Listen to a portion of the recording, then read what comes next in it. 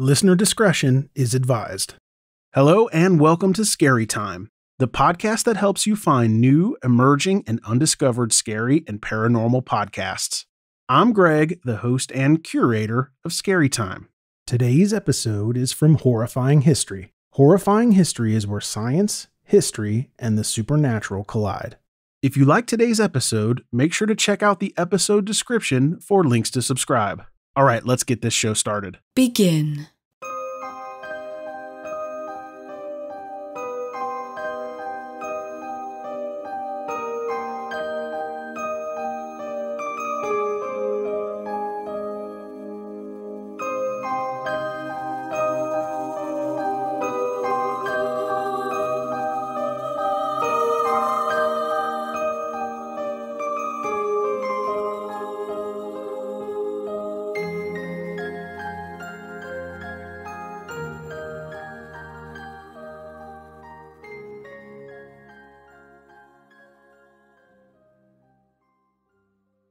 My name is Brenda, and welcome to Horrifying History, where you will hear about the unexplained, paranormal, and supernatural happenings that have stained the pages of history.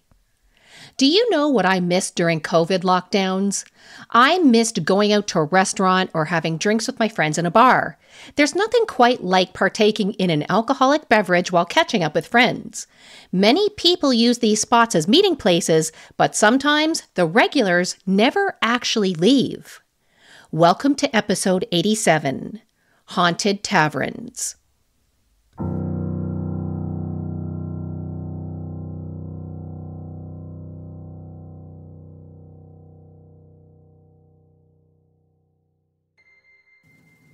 Most people today use the words pub, tavern, and bar interchangeably, but historically, there are differences. They are all considered to be drinking establishments whose primary function is to serve alcoholic beverages in their premises. The word pub, though, is actually a shortened name for a public house. These establishments serve alcohol in regions that have a British influence. On the other hand, a tavern traditionally serves food along with alcohol. A bar is a little different, though. They have things like a happy hour and historically provided entertainment. They range in style and were named after the counters where the drinks were served from. The thing that is the same between them all is the fact that they serve alcoholic beverages. So, my dear listeners, as many of you have learned the hard way, just like I have, with alcohol sometimes comes trouble, and with trouble, sometimes things occur that can stain history to a point that ghosts of the past remain. In one of the oldest buildings in the French Quarter of New Orleans, you will find a historical bar called Lafitte's Blacksmith Shop. When you walk in, you'll see plenty of spirits, and they're all located in the back bar. Vodka, tequila, gin, but these are not the only spirits that you can see there. If you're lucky, you'll get to see some spirits of the spectral kind. This historical location was named after two brothers, Jean and Pierre Lafitte. Jean and his older brother Pierre were French pirates and privateers who worked out of the Gulf of Mexico during the early 1800s. Now, details about their early lives remained unclear due to them both giving conflicting accounts at times, but it is believed that they were both born in the Bordeaux region of France. Their father was allegedly French, and he met the boy's mother after she fled Spain with her own mother after her father was killed in the Inquisition. There are further tales that tell that the boys were either born in other areas of France or even in the former French colony of Haiti, but experts believe that these men claimed to be from France since it provided them protection from being prosecuted under American law. There is very little confirmed information about the men's childhoods other than they spent time on ships due to their father was a trader and that they received a Catholic-based education. They were both considered to be bright and resourceful, and they both were a hit with the ladies. They loved drinking, gambling, women, and acting like they were more aristocratic than their peers. It is speculated that both Jean and Pierre ended up in New Orleans after violence started to escalate in Haiti due to the Haitian Revolution. Soon after arriving, the men started to make a name for themselves as some of the most notorious smugglers and privateers around, and they used this bar as the base of their operations under the guise that it was a blacksmith shop. This shop was actually a depot for the men's smuggled goods. This also included slaves. Now, the brothers preyed on the Spanish and disposed of their stolen items through their merchant connections. Due to their strong influence, the British offered Jean the opportunity to captain his own ship with the Royal Navy if he would align with them. Now, Jean pretended to cooperate with them, but he used this as an opportunity to warn Louisiana officials of any danger coming New Orleans' way. But officials, they didn't want to believe a person outside the law, and they sent the U.S. Army and Navy to capture Jean and Pierre's ships. Now, they were partially successful, but this didn't stop these men. Jean then decided to offer his assistance to the forces belonging to General Andrew Jackson. Jackson's forces were already weakened, and they were trying their best to protect New Orleans at this time. Jean's offer couldn't have come at a better time. He and his men stood alongside Jackson during the Battle of New Orleans from December of 1814 to January of 1815, after they were all promised pardons for their previous crimes. Now, after their win, President James Madison issued a public proclamation to pardon the entire group. But once a pirate, always a pirate. Jean and Pierre immediately went back to their thieving ways. They continued to privateer along the coast of what was then called the Spanish Americas for several more years. Now, Jean died almost 10 years later somewhere off the coast of the Yucatan Peninsula, but this doesn't mean he's gone. Patrons of Lafitte's blacksmith shop have seen his full-body apparition for years.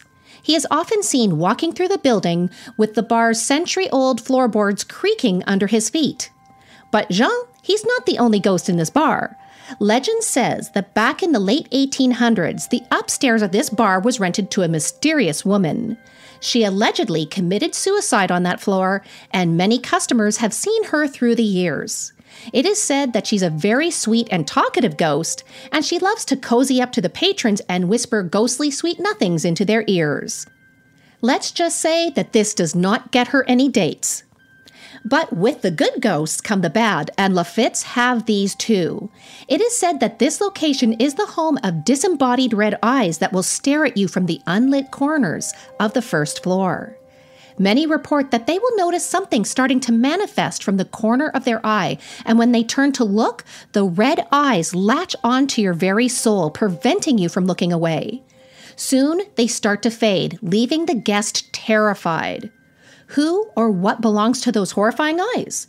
Is it a demon, a dark soul, or perhaps just too many liquid spirits? If you're brave enough, perhaps you should go and ask them for yourself. Now, our next stop on our ghostly pub crawl is in Regina, which is the capital city of the province of Saskatchewan in Canada. Located on Treaty 4 territory, it is rich with history and heritage. It is the location where every single Royal Canadian Mounted Police officer goes to train and is the home to one of the world's best pro snowboarders, Mark McMorris. It is also home to Canada's oldest symphony orchestra, Canada's only medieval-style castle, and some of the most hardcore football fans you'll ever run into. But it's also the home of the Bushwhacker Brew Club, which is known for brewing its own beer. It has, in fact, 12 year-round beers and over 25 seasonal selections. As well, it makes its own blackberry mead. All of these are a source of pride for this brew pub, since their creations have earned them 21 national and 3 international awards. But there is something else at the Bushwhacker Brew Pub that they're well known for, and this also is a source of pride. It's their resident spirits. No, we're not talking about the ones in their back bar. It is said that the Bushwhacker Brew Pub is haunted by what is called the Straththea Ghost. The tale of this brew pub starts well before it was a bar. In fact, before 1912, the area where the brew pub now sits was a laundry. It is unknown how big it was, but this building was destroyed in 1912 by a tornado. Dozens of people were trapped in the damaged buildings, and hundreds of people from the surrounding area came to help. One of those volunteers was a young British actor named William Henry Pratt, who was in town starring in a play. Years later, that actor moved to Hollywood, changed his name, and became a horror movie icon. His new name was Boris Karloff, and he starred as Frankenstein's monster in the 1931 film Frankenstein and the 1935 film The Bride of Frankenstein. He also had lead roles in the 1932 film The Mummy, and he narrated the now classic How the Grinch Stole Christmas, which was released in 1966. Now, the current building was built in 1914, and it was planned to be the biggest warehouse in Regina. When it opened up the following year, it was a very busy place. Railway cars would be unloaded from the train tracks beside the building, and shopkeepers would go there daily to purchase their goods for their stores. Now, all of this was managed by a young man named James Strathdee. This made James and his wife part of the city's elite, and soon his name was on the building along with the building's owner and a man with the last name of Campbell who became the assistant manager. This is how the new building earned its name as the Stuart Strathdee Campbell Building. But then, in the early 1930s, James went to Calgary, Alberta on a trip. On the way home, he was involved in a major car accident. He was very seriously injured and also received a head injury. He was able to physically recover, but had to live with a permanent acquired brain injury. It is said that he was never himself again, and due to his diminished capacity, he lost his authority to his assistant Campbell. James became very depressed. And then one October morning in the late 1930s, James was found lying on the railroad tracks near the building. Beside him was a shotgun, and James was dead after being shot in the head. Local police came to the conclusion that James committed suicide, but many people did not believe this. Why? Even with his changed mental state, those who knew James did not believe that he would ever kill himself and that he would do it in such a public place, and he wouldn't have done it at a time where he was likely to have been seen or perhaps stopped. After James's death, Campbell took over as manager, and with time, the warehouse was not needed as it once was. Soon, it was turned into a warehouse for the Eaton's Company, and then it was transformed into offices and storage for the Saskatchewan Liquor Board. It then became a furniture store and a strip mall. Today, this building is a mixture of both residential and business, with one of these being the Bushwhacker Brew Pub. Throughout this building's evolution, both residents and workers report very strange things occurring, and that they see regularly a full-body apparition of a man. He has a full beard, and he wears 1930s clothing. He is mostly seen at night, and before he appears, many people feel a sudden cold movement of the air that seems to come out of nowhere. Those who have seen this spirit believes it's a ghost of James Strathdee, and those who work and live in the building lovingly call him Jim. One tale that is told about Jim happened to a man who owns a bakery on the second floor of this building. He said that one night at 3 a.m., a man with a long beard and a brown plaid shirt walked past him like he wasn't even there. After Jim walked past, the man quickly turned to see him walk away, and no one was there. Another man who owned an antique store on the third floor would tell people that he didn't believe there was a ghost in that building. It was just local lore. But then one night, this man was working late. When he finished for the night, he turned off all the lights and he walked towards the stairwell to leave his shop. He closed the large wrought iron gate that is at the store's entrance and he locked it. He then turned off the lights outside the gates and looked up to notice that he forgot to turn off one light inside his store. He then said out loud jokingly, "Darn! Hey Jim, can you turn off that light for me?" The light suddenly got brighter and then it turned off on its own. This man is now a believer. But most of the sightings and experiences occur at the Bushwhacker Brew Club. Staff report seeing Jim and experience strange cold drafts where there shouldn't be any. One of the brewers from the business once reported that he went into the building's boiler room to work on one of the boilers. It was late in the afternoon where the brewer unlocked the boiler room door to start his work. A short time later, a piece of coal flew out of the darkness above the boiler, and it bounced off a pail that was next to him. The man, he brushed this off, and then a second piece of coal was thrown. When a third piece came out of nowhere, the man left quickly, knowing that someone or something did not want him there. But even with this experience, those who work or live in this building believe that Jim is pretty happy there. In fact, most say that this ghost is actually helpful. They believe that this is because of Jim's Celtic heritage and that he's in a building and pub that celebrates his own history.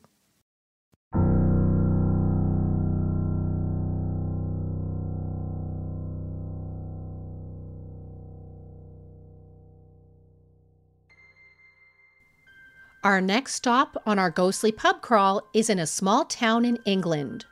Rye is located in East Sussex and is known as a tourist destination. In fact, one of the most popular places to go is Mermaid Street, which is one of the most Instagrammed streets in the United Kingdom.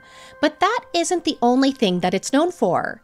It is also known for its association with the Hawkhurst Gang, who was a criminal smuggling organization that worked in southeastern England from 1735 to 1749. This gang used two ancient inns called the Mermaid Inn and the Old Bell Inn in their crimes, since these two are said to be connected to each other by a hidden secret passageway. Maybe this is the reason that the Mermaid Inn has the reputation of being very haunted.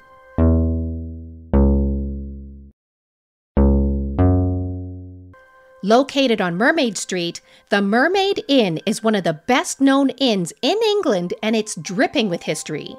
It is believed that it was built in 1156 due to this is how old the cellars are dated to be. In medieval times, it was an ale house that brewed its own ale. As an extra bonus, you could stay there for the cost of 1 penny. It was a very popular watering hole for all the sailors who would come to port in Rye. By the 1420s, though, the building was rebuilt, but it kept its original cellars. Further renovations occurred in the 1500s, and most of this still remains today. Now, this building is not known just as a historical drinking establishment. Catholic priests who were trying to escape the Reformation during the 1530s stayed at this inn, and it also had Queen Elizabeth I as a guest in the mid to late 1500s. By the 1730s, this place stopped being the hangout of queens to become the home of the Hawkhurst Gang. Their home base was in nearby Hawkhurst, but they used the Mermaid Inn as their secondary location. What made this place a great place to smuggle stuff in and out of was the secret tunnels beneath the building, which was previously mentioned. One of these connected to the nearby Old Bell Inn. If they needed a quick escape, the smugglers would run through these tunnels and get out at the end by entering an escape door in the Old Bell Inn that was a revolving cupboard. But this wasn't to last. Even though smuggling gangs were normally supported by the local populations due to they provided the area with well-paid work, the Hawkhurst Gang was not. Their sheer brutality turned the locals against them, and in nearby Goodhurst, a militia was formed to stop them. Now this really pissed off one of the gang's leaders, who was named Thomas Kingsmill. Thomas was from Goodhurst, and he felt that this defiance was a slap to his face. So what did he do? He threatened to burn down the entire town and kill everybody in it. He was so cocky that he made sure the militia knew the date of his upcoming attack, which was to be April 21st, 1747. On the day of the attack, Thomas and his criminal buddies came to town to do what they promised, but what they didn't expect, that the militia was ready for them. They were highly trained, and they soon chased away the gang. The government soon issued a list of individuals wanted in connection to the attack and the crimes that this gang committed. One person was acquitted, one was pardoned, one escaped, and all the others were sentenced to hang. Some died in prison before the sentences could be enacted, but at the end, at least 75 members of the gang were either hung or transported to prison colonies. 14 of these were gibbeted, which was having their bodies hung in chains. Now, this is not normally a punishment that is given to smugglers. It is actually a punishment for murder, and this actually demonstrates how badly authorities wanted to punish these people for their acts. After these events, the Mermaid Inn went back to its legal activities. By 1914, it became a popular hangout for local artists and writers, but by World War II, it became a garrison for Canadian soldiers. It was later bought by one of these soldiers who stayed there until he sold it in 1993. This inn is now a heritage building that contains an award-winning restaurant and bar. It is well known for its drinks and cuisine, but it's also known as one of the most haunted places in the UK.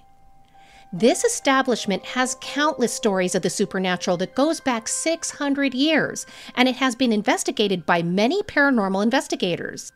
It was even investigated by a popular British paranormal reality TV series called Most Haunted. With all of these investigations, they all seem to agree on who still remains there, and there are many. The first of these is in Room 1, which is the James Room. This room is said to be haunted by a lady who is either wearing white or gray. She quite often is seen in this room, but if you're staying there, you need to watch out for your clothes. Apparently, guests report finding their clothes on a chair in the room soaking wet after waking up from a night's sleep. This is despite no windows or pipes being near to where the clothes are sitting. Perhaps she just wants to do your laundry? Now, the next ghost resides in room 10, which is the fleur-de-lis room. It is said that this room is haunted by a ghost of a man who walks through walls. The front desk has gotten many calls from terrified guests who witnesses this ghost walk through the bathroom wall and into the main room. But if walking through walls is not your thing, perhaps you should choose to stay in room 16. Room 16 is the Elizabethan room, and it is said that this room was the scene of a duel. People who get to go and stay in this room see an echo of this duel, and they say that they're not sure from what time the fighters are coming from, but they appear to be wearing 16th century clothing. Lore says that after these two fought through some of the nearby rooms, one of the men were killed. He was dragged into a nearby room and thrown through a trapdoor, landing into the dungeon below.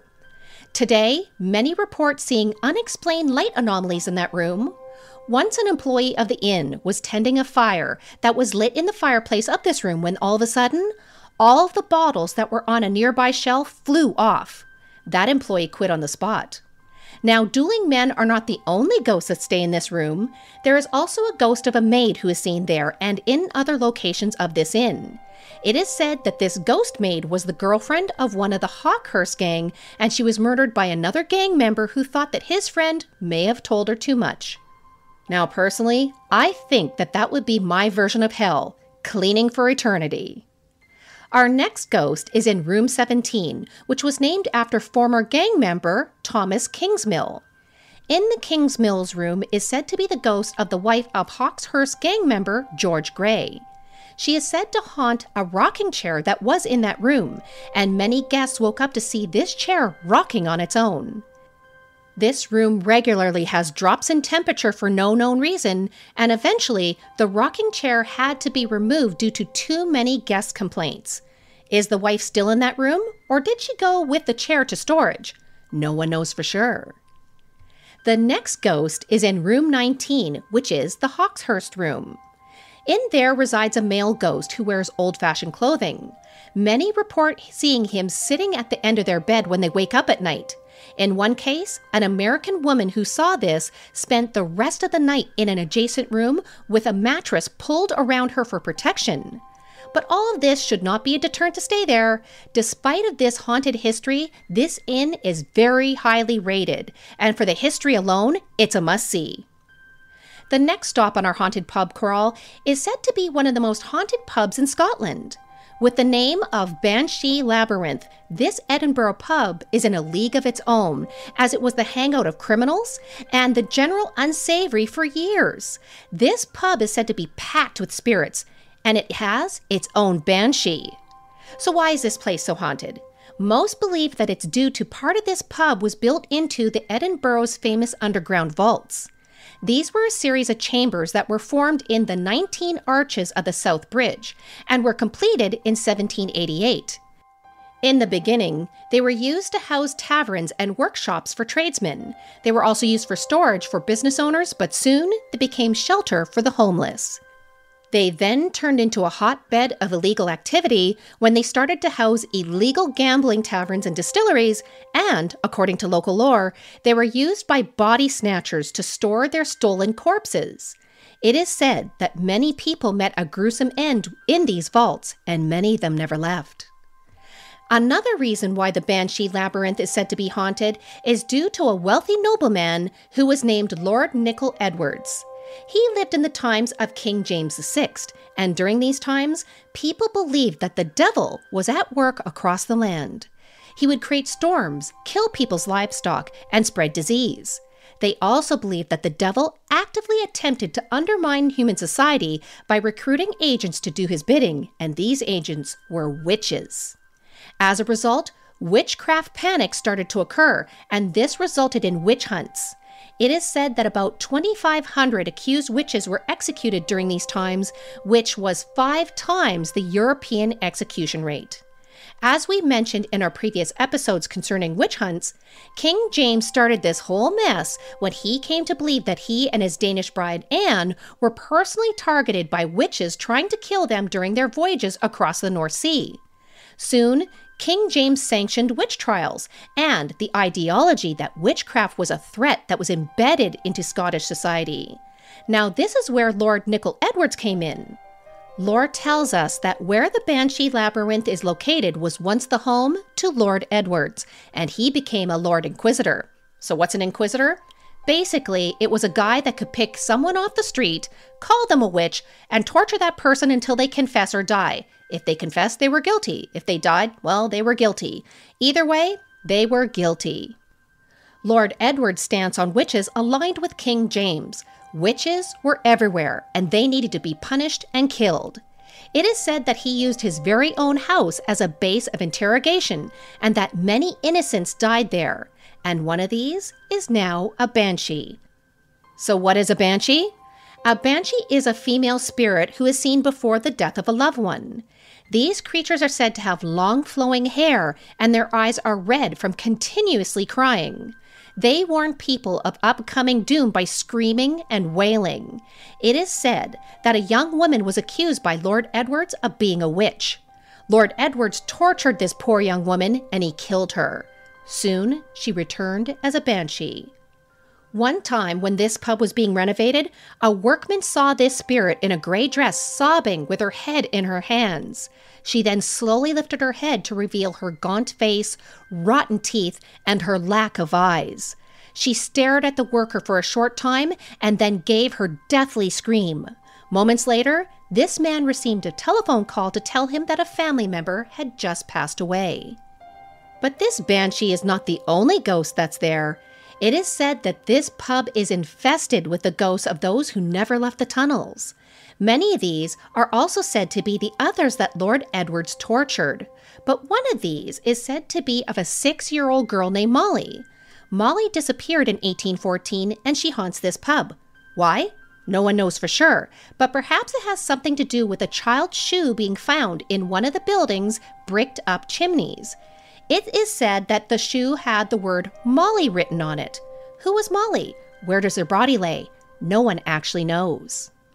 Now, some of the ghosts in the Banshee Labyrinth are kind of creepers. There's a ghost who is called Old Jock, who hangs out in the woman's washroom. He apparently loves to turn on the hand dryers and turn them off and slam doors. Then, there is one that is called the Watcher. This spirit is of a man who wears a long dark coat, a dark hat, and he has no face. This spirit doesn't just haunt the Banshee Labyrinth, but it is said he also stalks the nearby buildings and the tunnels below. But he isn't the only one. People also report seeing a dark figure who wears a tri-cornered hat, black riding boots, and a long dark coat. They also see regularly a small child playing in the buildings and in the tunnels before they disappear. If you happen to be in Edinburgh and have a desire to drink some spirits while seeing some spirits, this is the place for you. For our last stop on our ghostly pub crawl, we're going to Milwaukee, Wisconsin in the United States. Located in the Walker's Point neighborhood is a bar that no one should be surprised is haunted. Why? Because the Shaker's Cigar Bar was built on top of a cemetery. It was named one of America's top 5 haunted bars by the Huffington Post. And in this place, it's well known that the spirits are not just in liquid form. Walking into the Shaker Cigar Bar, you'll think you'll be transported back in time to the 1920s and the 1930s. The decor will make you think of bygone times, but it wasn't always looking this way. This 4-story building was originally built in 1894 on land that used to be a cemetery. Back then, it was used for brewing and storing one of Milwaukee's most famous exports, beer. Then in 1905, the building was sold and used as a distribution center. It was still used in this capacity until 1922, when famed gangster Al Capone bought it and changed it into a speakeasy. It was run by mob enforcers and soon became the spot for illegal gambling and booze. It also housed a brothel on the 2nd and 3rd floors. It was extremely common during these times that brothels were known for underage girls and violence. It ran this way until 1945, but then, in the years afterwards, it housed different bar establishments until the building was purchased in 1986 by Bob Weiss, who would then develop it into the Shaker Cigar Bar. When the reconstruction started to occur, contractors started to talk about all the supernatural activity that started to happen. It was occurring almost daily, and soon they thought that maybe they found out why. When renovations started in a 3rd-floor room that they call the penthouse, a female skeleton was found inside of a wall. But she isn't the only body in the building. As we all have learned from horror movies, it's a really bad idea to build on top of a cemetery, and this cemetery was a mass burial ground. None of the bodies were moved, and it is said that the spirits of those buried there are not that happy that there's a building on top of them. Now, in addition to this bar is said to be haunted by the ghost of a young girl who was killed when she fell out of a tree that used to be on this property. And also, there is said to be a 16-year-old former prostitute that was brutally murdered by a client. And then, there is said to be the spirits of 2 men that were killed in the basement over a card game. The mob, they also regularly murdered people for any transgression against their rules in the building. And the spirits of past patrons who just enjoyed all the goings-on in this place and they decided never to leave. Now, this all results in a whole lot of activity. People regularly report seeing ghosts, shadow people, and full-body apparitions. They experience sudden cold drafts, the sensation of the building swaying, and the feeling of impending doom. They hear disembodied voices, watch doors open and close all by themselves, see the lights turn on and off, watch faucets also turn on and off by unseen hands. The spirit of the young girl who fell from the tree is most often seen when she scares people in the washrooms, and the ghost of the murdered prostitute is said to hang out in the penthouse where it just happens that that female skeleton was found. She turns the lights on and off, plays with the television, and interacts with guests by trying to touch or talk to them. She has also been seen in that room crying. In the basement, you can see a male spirit walking around wearing overalls, and many people report an overall feeling of dread and negative energy. But if you're only interested in seeing happy ghosts, you need to stay in the main areas. This is where the happier ghosts who love just hanging out in the bar stay. They usually will watch you eat a meal or have a drink. It is thought that maybe they're just reliving their good times by watching patrons enjoy the food, the drink, and the company.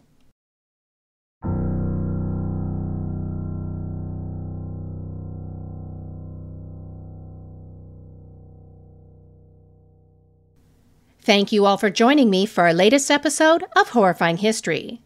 Join us on Facebook at Horrifying History, on Instagram at Horrifying_History, on Twitter at HorrifyingHIST1, or reach out to us by email at horrifyinghistory@outlook.com to tell us, have you ever been to a haunted tavern? Now, if you haven't done so yet, please remember to hit the subscribe button for our show. For when you do, not only do you let other people know about this podcast, but you download our next episode on its day of release. It's a great way not to miss our next episode, Juicy Historical Rumors. For those of you who would like to take home a piece of horrifying history, you need to check out our store. You will find some great items by going to redbubble.com and by searching for Horrifying History in their search box.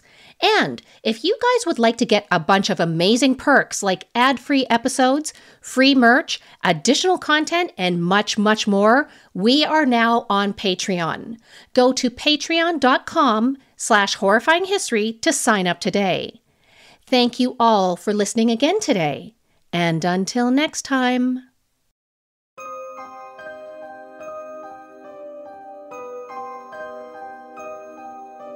Thanks again for listening to Scary Time by Indie Drop-In Network. If you would like to nominate a scary or paranormal podcast to be featured, just send me a tweet at Indie Drop-In. I'd also love to hear if one of our featured podcasts is now your favorite show. Indie Drop-In survives off ad revenue and listener donations. If you would like to contribute, please consider buying me a coffee. You can go to buymeacoffee.com/Indie Drop-In. If you look at the very bottom of the episode description, you will see a link to make it easy. Indie Drop-In also has many other shows you might like.